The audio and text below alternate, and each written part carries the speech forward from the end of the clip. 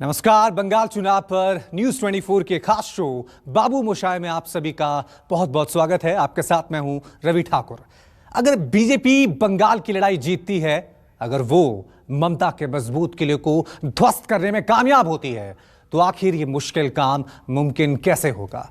वो कौन सी शाह नीति है जिसके जरिए मोदी की सेना बंगाल फतह करने में जुटी है?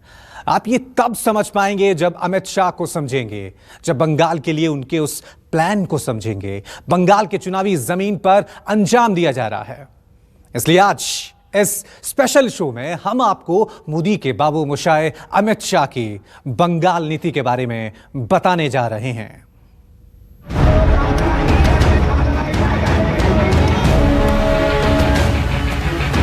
मैं अमित शाह हूं और इस बंगाल की भूमि पर से तृणमूल को उखाड़ने के लिए आया हूं। गुस्से के साथ दबाना कि बटन यहां दबे और करंट दीदी को कलकत्ता में लगे। पश्चिम बंगाल में मैं बनिया हूं, मुझ पर भरोसा रखना। हमने जो कहा है वो सब कर पाए ऐसी स्थिति में। बीजेपी की बाबू मोशाय का खुल्लम खुल्ला चैलेंज है।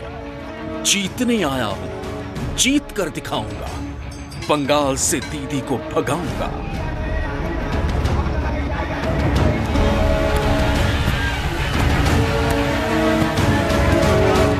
दीदी के गढ़ में अमित शाह गरज रहे हैं, बरस रहे हैं। वोट बटोरने के वॉर में हर वो हथियार अपना रहे हैं जिससे विरोधी को पस्त और परास्त किया जा सके, 10 साल की सत्ता को उखाड़ फेंका जा सके। अभी दीदी बौखलाई हुई, हर रोज एक ही बात करती है, अमित शाह इस्तीफा दे, अमित शाह इस्तीफा दे, अमित शाह इस्तीफा दे। दीदी जब जनता मुझे कहेगी तब तो मैं इस्तीफा दे दूंगा, मगर आप तैयार रखो, 2 मई को आपको जरूर देना पड़ जाएगा।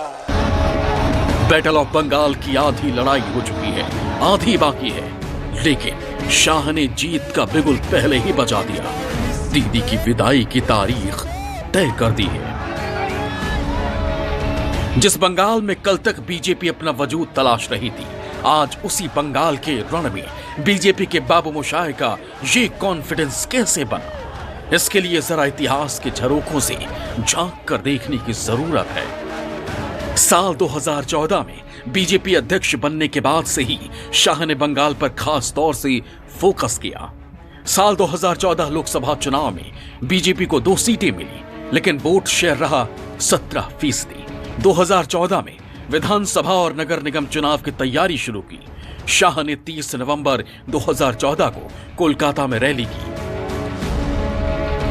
इस रैली को रोकने के लिए दीदी ने घोड़े खोल दिए, लेकिन शाह तो शाह है, रैली करके ही माने और बता दिया कि उन्हें भारत की राजनीति का बाबू मोशाय क्यों कहा जाता है।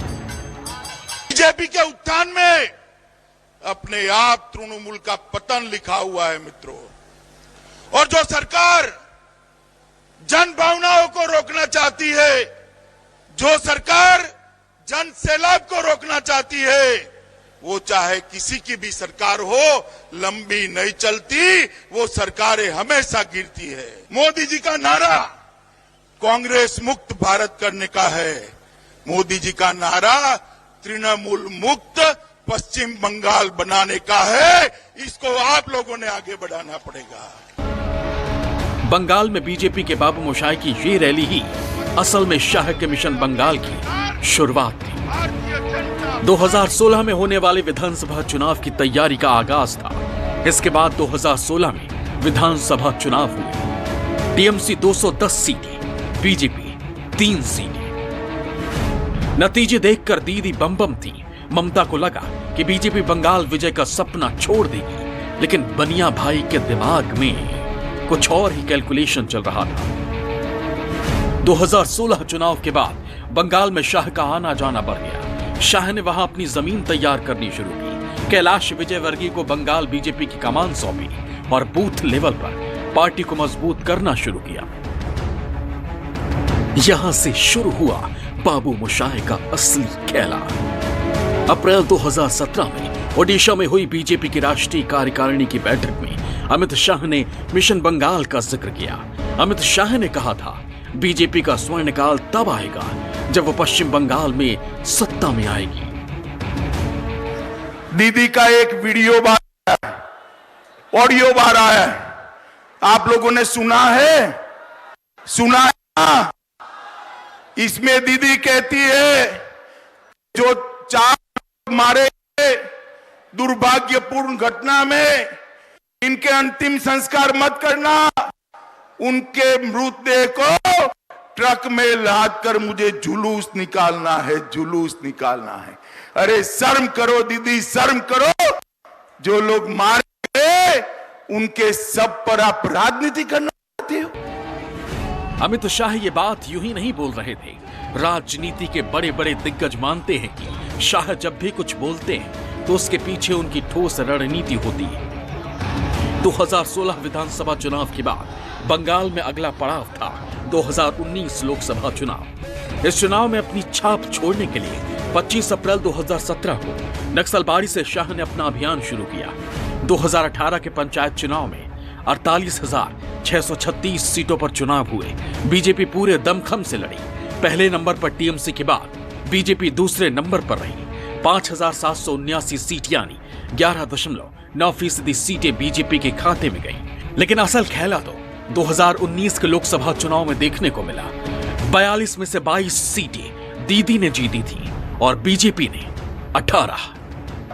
बंगाल के अंदर दुर्गा विसर्जन, दुर्गा पूजा बेरोक टोक होनी चाहिए या नहीं होनी चाहिए? जोर से बोलो, होनी चाहिए या नहीं होनी चाहिए?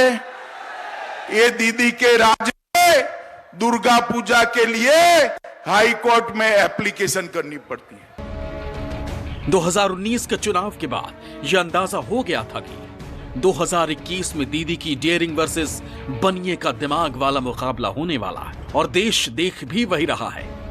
दीदी ने यहां पर एक गवर्नेंस का नया मॉडल चालू किया है। टीएमसी ने बम, बंदूक और बारूद का मॉडल चालू किया है। हम बम, बंदूक और बारूद के मॉडल को बदलना चाहते हैं और इसकी जगह विश्वास, विकास और व्यापार के मॉडल को लाना चाहते हैं, जिससे सोनार बांग्ला की रचना हो। अब देश संभालो, अब बंगाल का लॉ ऑर्डर संभालने के लिए नहीं है। बीजेपी के बाबू मोशाय ने उन मुद्दों पर होमवर्क किया जो बंगाल के भद्र मानुष से कनेक्ट करते हैं। शाह ने बंगाली गौरव का मुद्दा उठाया। टैगोर और विवेकानंद का नाम अपनी रैलियों में बारंबार लिया। महापुरुषों के नाम पर जनता के दिल में जगह बनाने की कोशिश की। शाह ने बांग्लादेशी घुसपैठियों का मुद्दा भी जोर शोर से उठाया। सत्ता में आते ही CAA NRC लागू करने का वायदा किया। दुर्गा पूजा विसर्जन को बैन करने के मुद्दे पर भी दीदी को लपेटा। राष्ट्रवाद की बात तो बाबू मोशाय से बेहतर कोई भुना ही नहीं सकता और बची कुची कसर मतुआ समाज में अपनी पैठ बनाकर कर दी। बंग युद्ध में अभी तक तो शाह का रथ खूब दौड़ा। शाह के साथ उनकी पूरी सेना खड़ी दिखी। साथ ही जनता का भी खूब प्यार मिला और शाह इसी भीड़ के दम पर 2 तारीख को दीदी की विदाई की भविष्यवाणी कर रहे हैं। 2 मई को 2 से ज्यादा सीटों के साथ दीदी की विदाई निश्चित है। दादा जीत को लेकर आश्वस्त है तो दीदी के माथे पर शिकन साफ दिख रही है। लेकिन खेला अभी बाकी है। खेल और दिलचस्प होने वाला है। Bureau report.